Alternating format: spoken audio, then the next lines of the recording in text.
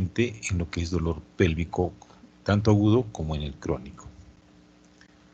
Entonces, para catalogar un dolor pélvico, para catalogarlo como un dolor pélvico crónico, ¿no? Es un dolor no cíclico, ¿eh? Es lo que deben tomar en cuenta, que es un dolor no cíclico que dura más de 6 meses de duración, ¿ya? Porque van a ver cuando hablemos de dismenorrea, es un dolor pélvico crónico, pero de manera cíclica, o sea que se repite cada periodo menstrual, ¿ya? Y el dolor pélvico crónico tiene que estar ubicado, puede estar ubicado en lo que es la pelvis, la pared abdominal anterior debajo del ombligo, la zona del periné o la zona perineal, el área genital, ¿no? Y la zona lumbosacra o la cadera.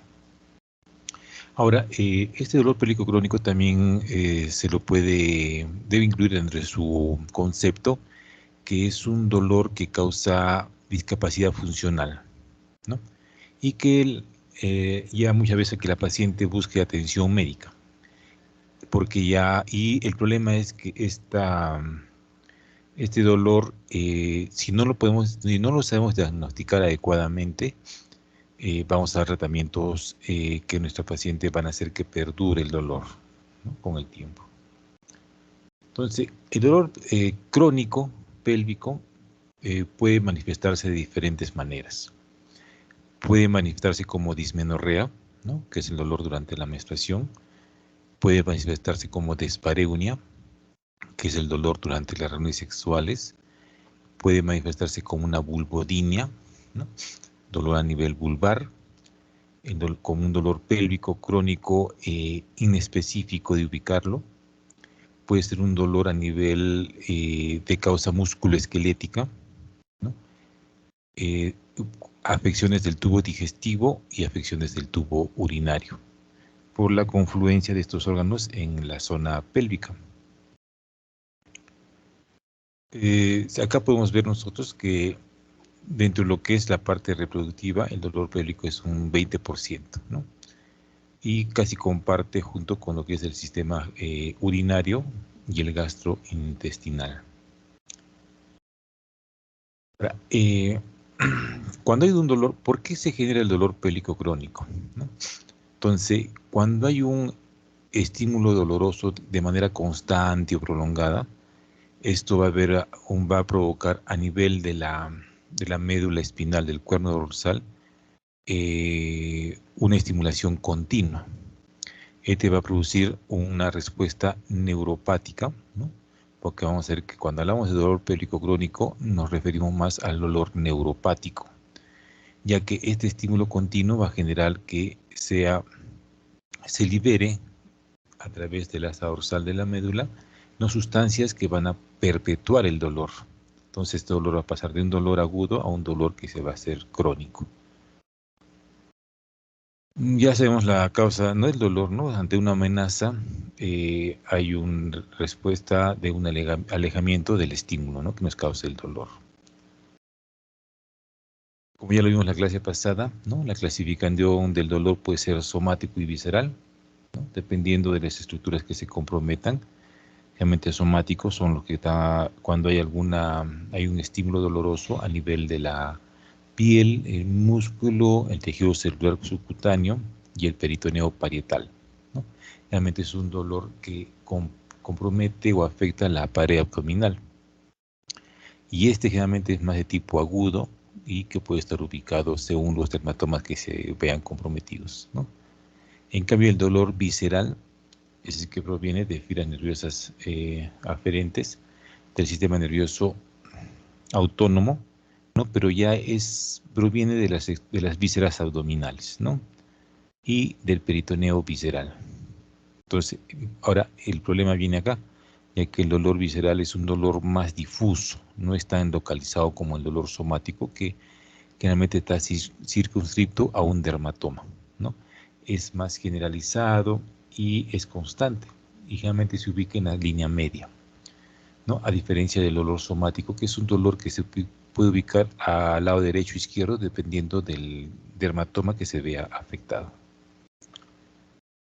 La convergencia viscerosomática es como, bueno, ya te lo vimos la vez pasada, ¿no? Como un dolor visceral por entrecruzamiento de las fibras somáticas, produce el dolor a nivel de la pared abdominal, ¿no? Un ejemplo muy claro es, por ejemplo, cuando hablamos de la apendicitis, ¿no? Que el dolor al inicio es a nivel de epigastrio, ¿no? Y que después ya se vuelve localizado en fosa ilíaca derecha por estimulación de las fibras somáticas, ¿no? Entonces, como que estimularía el dermatoma que se ve, que inerva el peritoneo parietal, en este caso de la fosa ilíaca derecha, ¿no? Entonces el dolor se vuelve en esa zona.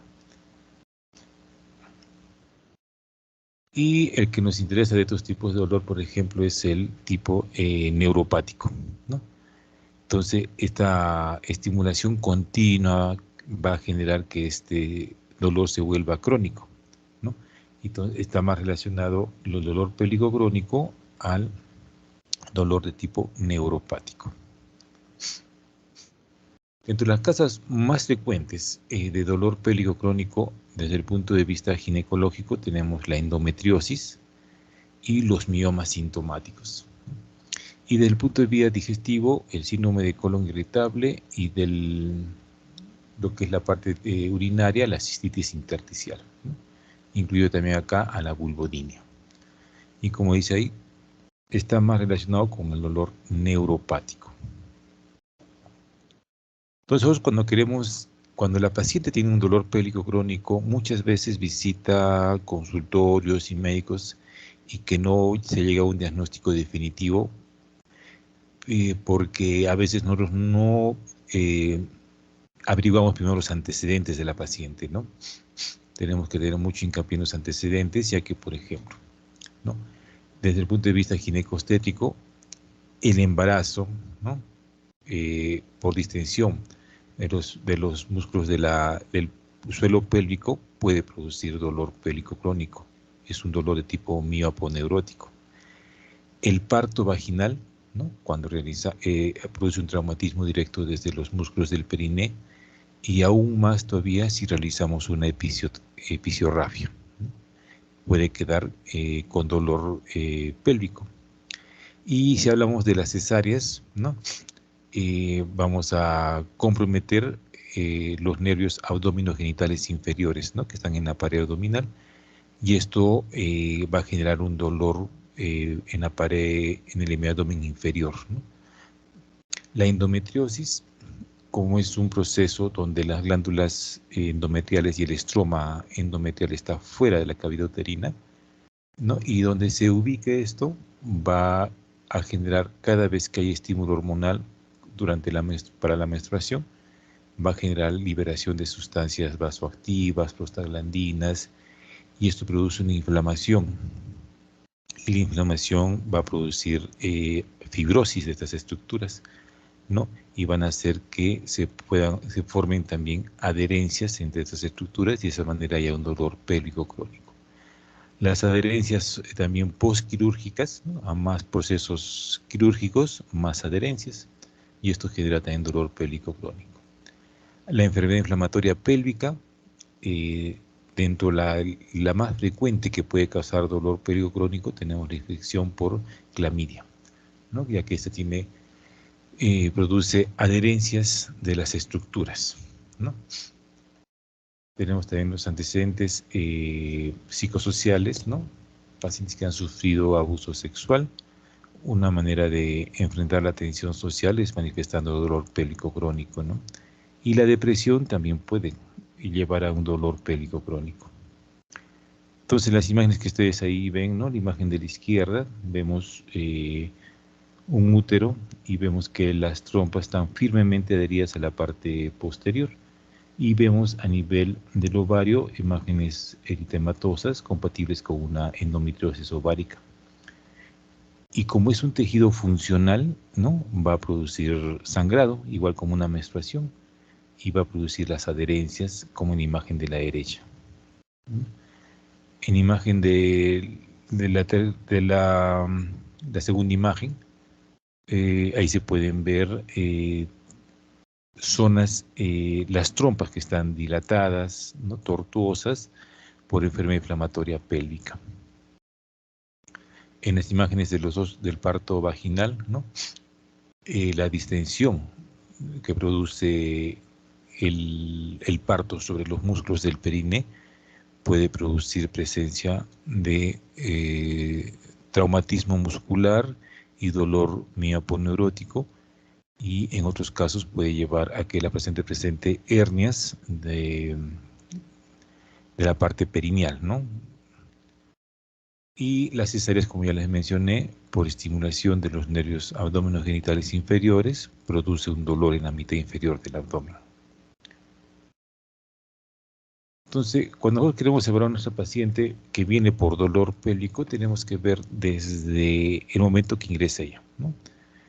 Generalmente cuando la paciente tiene alguna patología intraperitoneal, ¿no? Esto va a llevar a que ella cambie su postura y su marcha. Y estos cambios posturales van a llevar a que haya contractura muscular y algún trastorno musculoesquelético. Entonces, ahora, sumado a esto, se va a convertir en un círculo vicioso, ¿no? El cambio postural lleva a contractura muscular, la contractura muscular continúa estimulando el cambio postural. Entonces, es una paciente que a veces viene ya con dificultad en la marcha. Ahora, cuando hacemos la evaluación de nuestra paciente con dolor pélvico crónico, usamos dos términos, ¿no? La alodinia y la hiperestesia. La alodinia es el dolor que puede despertar en la paciente un estímulo que no es muy intenso, ¿no? De repente le colocamos, queremos evaluar de repente la vulvodinia, ¿no? Podemos ir examinando con un hisopo puntos, gatillos que desencadenan el dolor, ¿no? Y la paciente puede sentir dolor ante un estímulo que es un poco suave, se podría decir, ¿no? Y la hiperestesia es ante un estímulo doloroso y despierta un dolor exagerado, ¿no? Entonces nosotros tenemos que evaluar y ver, estos son los síntomas que podemos encontrar, porque a veces la paciente refiere mucho dolor ante un estímulo muy pequeño, ¿no? Y acá, por ejemplo, cuando hablamos de dolor pélvico crónico, sí tenemos que ver que el dolor muchas veces es referido, ¿no? Y como ustedes pueden ver ahí, ¿no? De acuerdo a la estructura que se afecte, a la inervación que tenga y dónde va a referir la paciente el dolor, ¿no? Por ejemplo, si vemos la parte de lo que es los músculos de la pelvis, ¿no? El músculo piramidal, el pubococcigio, los obturadores, ellos, el dolor, la paciente lo refiere, como ustedes ven ahí, ¿no? En región lumbar, en el glúteo, en el piso pélvico, en la vagina, ¿no? Dependiendo de dónde está la inervación, o sea, del dermatoma que se está afectando. Cuando hagamos la exploración física, ¿no? Si la paciente presenta hernias, ¿no? Generalmente las que son generadoras de dolor pélvico crónico, o sea, en la parte inferior del abdomen, en la zona del periné, son hernias de la pared abdominal anterior o hernias del piso pélvico, ¿no? Como hernias obturatrices, hernias de acrociático, hernias ilíacas. Entonces, no solo hay hernias en la pared abdominal, también tenemos hernias en el piso pélvico. Hay que explorar que no presente varices vulvares, ¿no? Realmente cuando vemos la exploración, la paciente en posición de litotomía, podemos encontrar dilataciones venosas a nivel de la vulva, ¿no? Entonces, siempre que encontremos dilataciones venosas a nivel vulvar y la paciente viene por presentar dolor pélvico crónico, también tenemos que pensar que tiene varices internas, ¿no?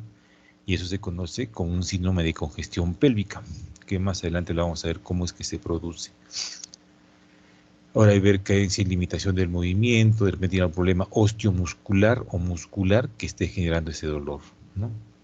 Generalmente la paciente viene con una marcha que trata de disminuir el dolor, ¿no? Hay debilidad muscular, ¿no? Si encontramos cicatrices, ¿no? Por ejemplo, en las cesáreas, ¿no? Podemos encontrar hernias o a través de esas cicatrices pueden haber quedado atrapados algunos nervios y eso puede producir dolor en la pared abdominal baja, igual que las adherencias. Igualito, ¿no? Tenemos que palpar, así como hacemos la evaluación de la vulvodynia a través de una palpación unidigital, ¿no? Entonces tenemos que buscar también puntos dolorosos en la pared abdominal, contractura muscular, resistencia muscular. Tenemos que ver los ruidos intraaéreos, ¿no? Porque si hay aumento de la movilidad intestinal, de repente nos estamos enfrentando a un colon irritable. Si hace empujar a la paciente, ¿no? Vemos si hay diástasis de rectos o hernias y hacer la palpación profunda, ¿no? Ver si no hay ascitis, ¿no? Entonces, ahora, si la paciente tiene un dolor mioponeurótico, si hay dolor referido en la zona perineal, generalmente estas pacientes tienen dificultad al sentarse, ¿no? Y tratan de sentarse de un costado, ¿no? Apoyándose solo sobre una nalga. Entonces ya nos está hablando de que hay una lesión a nivel del perine que probablemente sea muscular, ¿no? Un traumatismo probablemente por el parto.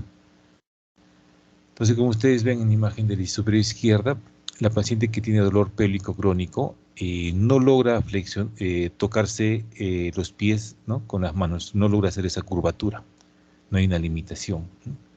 En la segunda imagen, ahí podemos ver varices vulvares, ¿no? Que nos está manifestando que puede haber un síndrome de congestión pélvica. En la imagen de la derecha, ¿no? Tenemos la diástasis de rectos, ¿no? Que es muy diferente a una hernia, ¿no? La imagen que está acá con el puntero es una hernia.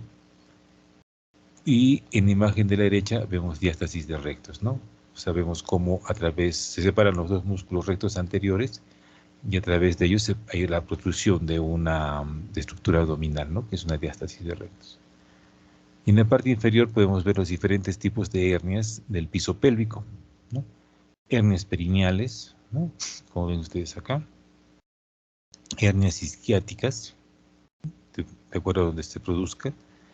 Hernias a través del agujero obturador, ¿no? Acá está el acetábulo y acá está el agujero obturador, ¿no? A través de él pueden salir también hernias, ¿no? Que pueden ser causas de dolor pélvico. Tenemos que evaluar a la paciente en una posición de litotomía, ¿no? Siempre tenemos que buscar en la vulva lesiones. Por ejemplo, líquen plano, lesiones de herpes pueden producir dolor pélvico crónico, ¿no? Tenemos que evaluarla con un hisopo para ir buscando puntos específicos del dolor. O con un dedo, podemos introducir un dedo suavemente en la vagina, 3 a 4 centímetros, y buscar dolor, ¿no? Porque a veces la paciente puede referir que hay dolor a la penetración durante el acto sexual, entonces tenemos que buscar a qué nivel está el dolor. La evaluación del vestíbulo, ¿sí? A nivel de las glándulas de Bartolino, ¿no? Y cuando evaluemos la parte de la vagina, tenemos que evaluar los diferentes músculos, ¿no? Como está el músculo pubococcigio, ileococcigio, el obturador interno, de tal manera que realmente estos pueden dañarse durante el parto, ¿no? Si vemos también, acuérdense que también el dolor pélvico puede ser por un problema urinario, ¿no? A nivel de la uretra podemos encontrar divertículos y en la vejiga una cistitis intersticial que es la que es más difícil de diagnosticar, ¿no? Tenemos que hacer un tacto vaginal, ¿no? Y examinar el fondo de saco de Douglas, ya que las lesiones por endometriosis que se ubican en el tabique recto vaginal pueden producir dolor pélvico, ¿no? Dispareunia, dolor pélvico y una limitación en la movilidad de las vísceras, ¿no? Por la fibrosis que se produjo por la endometriosis. Tenemos que ver el útero, el tamaño, la consistencia, pensando en que de repente hay miomas uterinos que pueden causar dolor y hacer la movilización del cuello, ¿no? Cuando uno evalúa y mueve el cuello uterino, si despierta dolor, generalmente es sugestivo de una enfermedad inflamatoria pélvica, ¿no? Y no solo eso, ¿no? Si fuera un caso más agudo, podríamos estar pensando de repente en un embarazo ectópico, un quiste anexial complicado, ya que estos quistes, la enfermedad inflamatoria pélvica, estimulan el peritoneo y causan el dolor al movilizarlos, ¿no? En los anexos, los tumores, como ya les dije, endometriosis, divertículos, síndrome de congestión pélvica, y te vamos a ver la imagen para explicarles, y la coccidogdinia, ¿no? Que son postparto. Tenemos que evaluar el recto y el tabique recto vaginal. en busca de heces duras, presencia de hemorroides, endometriosis o neoplasias, ¿no?, rectales. Entonces, tenemos que ver la parte muscular de la paciente, ¿no? Entonces, ahí están los diferentes músculos del piso pélvico, ¿no? Está el pubococcigio, el pubo rectal, el iliococcigio y el coccigio, ¿no? Entonces, vemos cómo podemos evaluar el músculo pubococcigio, ¿no?, que va del pubis hacia el coxis, ¿no? Es el que tenemos acá. Entonces, tenemos que palpar el músculo suavemente y tratar de buscar si no se despierta dolor. El músculo iliococcigio, ¿no?, que va del ilio hacia el coxis como un abanico, ¿no?, igualito hacia abajo los dedos y buscando puntos dolorosos en esa zona. El músculo obturador interno, acá vemos que está el orificio, el agujero obturador, han seccionado la rama del pubis y este músculo es el obturador interno que tapiza el agujero obturador interno por su cara interna.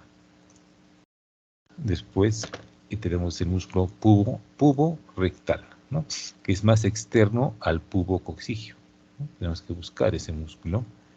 Y el músculo coccigio que está en la parte inferior, posterior prácticamente, ¿no? De esa manera tenemos que buscar si hay algún dolor mioponeurótico de estas estructuras. Ahora, nosotros cuando queremos pedir exámenes a nuestra paciente, tenemos que pedirlos de acuerdo a la sintomatología que ella refiere y los hallazgos que nosotros tengamos, ¿no? Por ejemplo, un examen completo de orina si presenta infecciones, cálculos, alguna neoplasia urinaria, hormona estimulante de la tiroides, hay síntomas intestinales y vesicales, de repente, ¿no? Tiene un aumento de la motilidad intestinal que le causa dolor. Diabetes, hay que descartarle diabetes mellitus porque causa una neuropatía, ¿no?, intestinal. Imágenes, ¿no? Lo que mejor queremos buscar acá es si hay alguna causa estructural o vascular del dolor pélvico crónico, ¿no? Estructural puede ser los miomas, la endometriosis, ¿no? Se puede hacer una laparoscopía para buscar adherencias, focos endometriósicos e inclusive se puede hacer tanto el diagnóstico y el tratamiento, ya que laparoscópicamente se pueden liberar las adherencias, se pueden electrofulgurar los focos endometriósicos, ¿no? Si son síntomas intestinales acompañados de dolor pélvico, para ver la sigmoidoscopía o la colonoscopía, ¿no?, para ver la mucosa directamente. Podemos producir enema de bario para ver si hay lesiones obstructivas del intestino, divertículos, enfermedad inflamatoria intestinal, o una venografía pélvica si estamos sospechando de una congestión pélvica, ¿no? Entonces, como ustedes ven, el estudio va de acuerdo a la sintomatología de la paciente. El tratamiento es buscar la causa y tratar en lo posible, ¿no? Tenemos que buscar una causa de que está generando el dolor pélvico crónico. Si no hay causa, tenemos que tratar el síntoma dominante, que es el dolor, ¿no? Entonces, porque acuérdense, dolores pélvicos crónicos pueden estar causados por causas psicológicas o psicosociales, ¿no? Entonces, nuestra primera línea de tratamiento son los antiinflamatorios y el paracetamol. El paracetamol ha demostrado tener un buen efecto antiinflamatorio, no tiene efecto gastrolesivo, entonces nos ayuda bastante. Los AINES, ¿no?, pueden usarse. Si no mejora con eso, podemos adicionar un opioide, ¿no?, como codeína, proproxifeno, morfina, metadona. Y ahora, si tenemos una causa específica del dolor pélvico crónico, por ejemplo, como la endometriosis, acuérdense que la endometriosis es hormonodependiente, ¿no? Los estrógenos son los que van a producir esta estimulación hormonal y va a producir que sangre y que duela. Entonces, tenemos que darle supresión hormonal, ¿no? O sea, anticonceptivos pueden ser combinados, anticonceptivos con progestágenos o dispositivos intrauterinos solo con progestágenos, ¿no? Podemos dar antidepresivos y anticonvulsivantes, ¿no?, ya que nos ayudan con el dolor pélvico crónico, más con el dolor que es, acuérdense, si el dolor pélvico crónico puede ser un dolor neuropático, ¿no? Tenemos la amitriptilina, gabapentina, carbamazepina. Como ven ustedes, el tratamiento del dolor es una polifarmacia en estos pacientes, ¿no? Pero al final lo que la paciente quiere es que le calmen el dolor, ¿sí?, y tratar de buscar la causa de ese dolor. Ahora, si no hay mejoría con el tratamiento médico, tenemos que hacer un tratamiento quirúrgico, ¿no? Y básicamente hay 3 procedimientos. Una neurolisis, ¿no? Como su nombre lo dice, hay una destrucción de los nervios. Hay a nivel del sacro, en la parte presacra, hay nervios simpáticos que llevan el estímulo del útero. Entonces se hace una neurectomía presacra, ¿no? El problema es que esto tienen que hacerlo cirujanos que tengan un buen manejo de la parte presacra, porque por ahí también discurren los nervios del intestino y del vesicales. Entonces, si es muy amplia la neurectomía, puede el paciente llevarla a un estreñimiento y a una retención urinaria, ¿no? También se puede hacer una ablación del ligamento útero-sacro a través de una laparoscopía, ¿no? Entonces, los nervios que inervan al útero, ¿no? Generalmente viajan a través de los ligamentos úterosacros, ¿no? Entonces se puede producir una ablación de este ligamento y conjuntamente se va a- a producir una ablación también del nervio uterino, ¿no? Entonces se puede hacerse también este tratamiento. Y en los casos ya que no hay mejoría con dolor pélvico crónico de causa ginecológica, ¿no? Se puede hacer una histerectomía total con una ojorosalpingectomía bilateral, ¿no? Entonces, el problema es que muchos de estos pacientes con estos tratamientos presentan recurrencia del dolor pélvico, ¿no? Entonces, no es un tratamiento que cure al 100% de estas pacientes. Ahora, causas más específicas del dolor pélvico crónico tenemos las adherencias pélvicas, ¿no? Mientras más cirugías, más adherencias. El síndrome de vestigio ovárico es, por ejemplo, cuando se hace una resección del ovario, pueden quedar restos de tejido ovárico y este tejido ovárico va a reaccionar a las hormonas, ¿no? Secretadas por la hipófisis. Entonces puede haber dolor, puede haber presencia de un quiste, entonces puede haber ese dolor, ¿no? Con un vestigio ovárico. O en el caso, por ejemplo, que se haya dejado el ovario en un procedimiento y se haya dejado el ovario para que la paciente no presente una menopausia precoz, ¿no? Este ovario también reacciona a los estímulos hormonales, ¿no? Y puede presentar dolor. Entonces es un poco difícil a veces tratar de distinguir entre los dos, pero generalmente el tratamiento es la ablación quirúrgica de estas estructuras, ¿no? O se puede dar supresión hormonal en los casos como primera alternativa, ¿no? Supresión hormonal con anticonceptivos.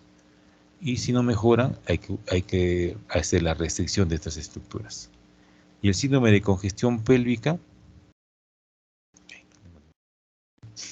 entonces, es, por ejemplo, el ovario, los ovarios tienen su arteria ovárica. El ovario izquierdo drena directamente a la vena renal izquierda, ¿no? Y el ovario derecho drena directamente a la vena cava inferior. Entonces, esos vasos venosos pueden presentar una insuficiencia valvular. Entonces va a haber un éstasis de la sangre venosa y esto va a producir dolor por la distensión de las venas. Entonces esto va a ser un síndrome de congestión pélvica, ¿no? Y como estos discurren a los lados, ¿no? del útero, generalmente el dolor al examen es eh, al lado del útero es el dolor, ¿no? Y si vemos todavía varices vulvares, hay que sospechar en esta patología. Y el tratamiento puede ser ocluyendo estos vasos a través de un catéter, ¿no? Para que dejen porque tiene mucha vascularidad el ovario, entonces ocluyendo el vaso principal no va a tener ningún problema, pero va a disminuir el dolor, ¿ya? Entonces, como ven, el dolor pélvico crónico tienen que hacer un examen muy exhaustivo, buscar la causa. Si no hay causa, tratar el síntoma principal, que es el dolor. Como han visto, ahí tenemos varias opciones, ¿ya? Ahora vamos a hablar sobre la dismenorrea, ¿no? Que es uno de los síntomas frecuentes dentro de lo que es dolor pélvico crónico, ¿no? Pero la dismenorrea lo diferencia de que es un dolor pélvico, pero de tipo cíclico. Se presenta junto con cada menstruación. Es un tipo de dolor tipo cólico, ¿no? La paciente lo refiere como un cólico menstrual, como un dolor tipo parto, ¿no? Y que a veces por la intensidad del dolor, acuérdense cuando hablamos de dolor agudo, ¿no? Si hay mucha dismenorrea, un dolor intenso, puede producir un reflejo vagal y producir náuseas y vómitos, ¿no? Se puede acompañar de lumbalgia, de cefaleas y también de diarrea. La dismenorrea, ¿no? Que es el dolor cíclico que se presenta con la menstruación, hay dos tipos, la dismenorrea primaria y la secundaria. La dismenorrea primaria generalmente se presenta desde el inicio casi de la menarquia, ¿no? Y lo que la diferencia de la secundaria es que no hay una patología estructural asociada. No hay endometriosis, no hay miomas, no hay EPI, nada, no hay nada estructural, ¿ya? Entonces, ¿por qué se produce? Porque a nivel del endometrio hay producción de prostaglandinas. Y estas prostaglandinas producen vasoconstricción y de esa manera una isquemia miometrial que produce el dolor, ¿no? Entonces no hay una causa estructural en esta dismenorrea primaria. Cuando hay una dismenorrea secundaria, ¿no? Tenemos que es cuando hay una causa que la desencadene. Generalmente tenemos a la endometriosis, ¿no? Entonces, endometriosis puede ser por enfermedad inflamatoria pélvica, por miomas, adenomiosis, pólipos, obstrucción al flujo menstrual, ¿no? Por ejemplo, cuando hay alteraciones del desarrollo de los conductos de Müller, ¿no? Hay menstruación, pero no vamos a ver la menstruación, ¿no? Y la paciente se queja de dolor cíclico, crónico, ¿no? Entonces hay una causa estructural en la dismenorrea secundaria. Entonces, cuando nosotros tenemos una causa estructural, el tratamiento va dirigido a la causa, ¿no? Endometriosis, podemos dar anticonceptivos, específicamente los progestágenos, tratar las EPIs, el tratamiento quirúrgico de los miomas, tratamiento quirúrgico de la adenomiosis, extracción de los pólipos o si hay una obstrucción al flujo menstrual, por ejemplo, un himen imperforado, un tabique vaginal transversal que dificulte la salida de la menstruación, ¿no? Debe tratarse quirúrgicamente, ¿no? Ahora, si es una dismenorrea primaria, ¿no? Acuérdense, si hay aumento de producción de prostaglandinas, ¿qué le vamos a tener que dar? Antiinflamatorios no esteroideos para disminuir las prostaglandinas, ¿no? Mientras haya tejido endometrial, ¿no? Mientras más tejido endometrial, mayor producción de prostaglandinas. Entonces tenemos que dar anticonceptivos, de tal manera que disminuyamos la cantidad de tejido endometrial. Podemos usar anticonceptivos orales combinados, ¿no? Que contienen estrógenos y progesterona. Podemos usar dispositivos intrauterinos de levonorgestrel, que es un dispositivo que solo usa progestágenos. O podemos usar progestágenos de depósito, como la medroxiprogesterona, ¿no? Acuérdense que lo que se opone al crecimiento endometrial son los progestágenos, ¿no? Entonces, levonorgestrel, medroxiprogesterona, todos los progestágenos podemos utilizarlos, ¿no? En los casos más severos, podemos utilizar agonistas de la hormona liberadora de gonadotrofinas, ¿no? Como el danazol, que es un antiestrógeno, pero el problema es que por ser un antiestrógeno causa muchos efectos adversos. Entonces acuérdense que los estrógenos en la mujer sirven para que haya buena lubricación vaginal, para que no disminuir la osteoporosis. Entonces si le doy danazol, voy a producir mayor sequedad vaginal, si el tratamiento es por largo tiempo, podemos producir una disminución de la mineralización ósea, ¿no? Entonces generalmente con AINES y anticonceptivos podemos tratar la menorrea primaria, ¿ya? Bueno, son imágenes de la dismenorrea causada, por ejemplo, por endometriosis, ¿no? En la primera imagen. Esas imágenes rojas son focos endometriósicos, ¿no? Tabique recto vaginal, vesicuterino, peritoneo, a nivel del ovario, ¿no? Una imagen laparoscópica donde vemos las típicas imágenes, ¿no? De color oscuro, ¿no? Que son, y como ustedes pueden ver ahí, no se ven claramente las trompas y los ovarios, ¿no? Están firmemente adheridos al útero, ¿no? Porque cada vez que hay menstruación, estas células reaccionan y producen una inflamación y fibrosis. Entonces se adhieren, y estas adherencias pélvicas son las que producen el dolor pélvico crónico, ¿no? También el tejido endometrial puede actuar a nivel de las trompas uterinas, ¿no? Trayendo problemas de fertilidad. Otra causa de dismenorrea, los miomas, ¿no? Esta imagen inferior izquierda nos habla de la clasificación de los miomas de acuerdo a la FIGO, la Federación Internacional de Ginecología y Obstetricia, donde cada número es un tipo de mioma, ¿no? Entonces acuérdense, mientras más pegado hacia la cavidad endometrial esté el mioma, va a producir más dolor y más sangrado, ¿no?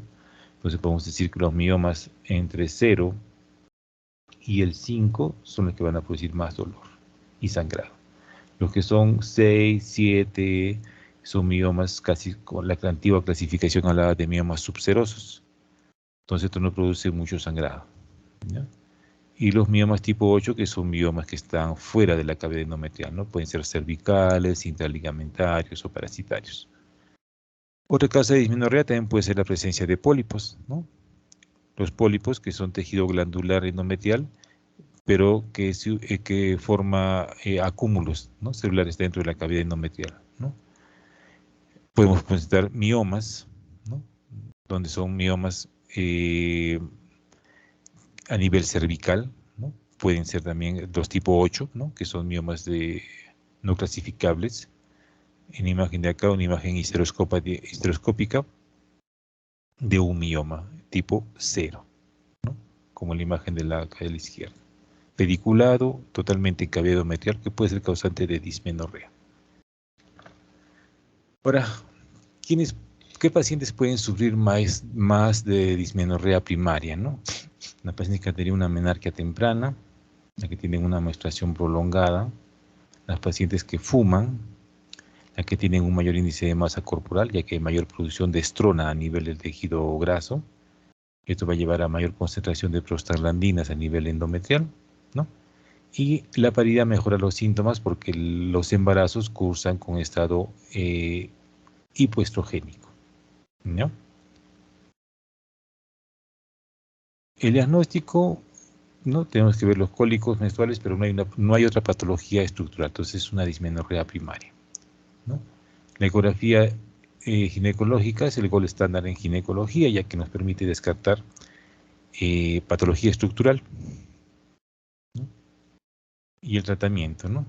Como ya les mencioné, los antiinflamatorios no esteroideos para disminuir las prostaglandinas, la anticoncepción hormonal con orales combinados o solo progestágenos, y estos van a producir una atrofia endometrial, ¿no? Los progestágenos, porque son, acuérdense, los estrógenos son los que causan una proliferación endometrial y los progestágenos son los que causan una estabilización del endometrio, no permiten que crezca más allá. Entonces, si no hay crecimiento exagerado, va a haber menos prostaglandinas, inclusive cuando hay uso prolongado puede producir una atrofia endometrial, ¿no? Y de esta manera va a disminuir la dismenorrea. En los casos más graves se puede usar agonistas, ¿no? De la hormona liberadora de gonadotrofinas como el anazol y los andrógenos. Pero el problema es que producen hipoestrogenemia, ¿no? Medicina complementaria alternativa, ¿no? El ejercicio, el calor local, magnesio, vitaminas antioxidantes, ¿no? Y en los casos severos, pacientes que tienen dolor pélvico crónico, hay una dismenorrea intensa, histerectomía, lo más agresivo, la neuroectomía presacra y el LUNA. Muy bien. Muy bien. A ver, ¿alguna pregunta tienen?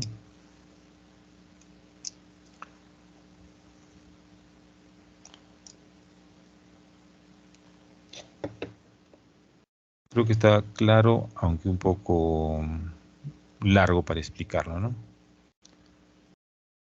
Pero lo único que les puedo decir es que cuando evalúen una paciente con dolor pélvico,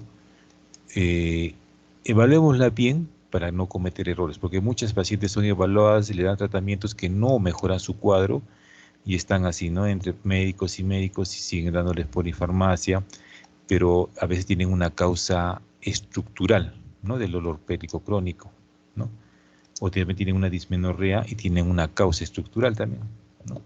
Entonces no nos quedemos cortos con solo evaluar la parte genital, ¿no? Tenemos que evaluar el periné, tenemos que evaluar el recto, tenemos que evaluar la pared abdominal inferior, ¿no? E inclusive la parte musculoesquelética, para que podamos dar un tratamiento adecuado a nuestros pacientes, ¿no? Muy bien. ¿Alguna pregunta, chicos? No, doctor, todo muy claro.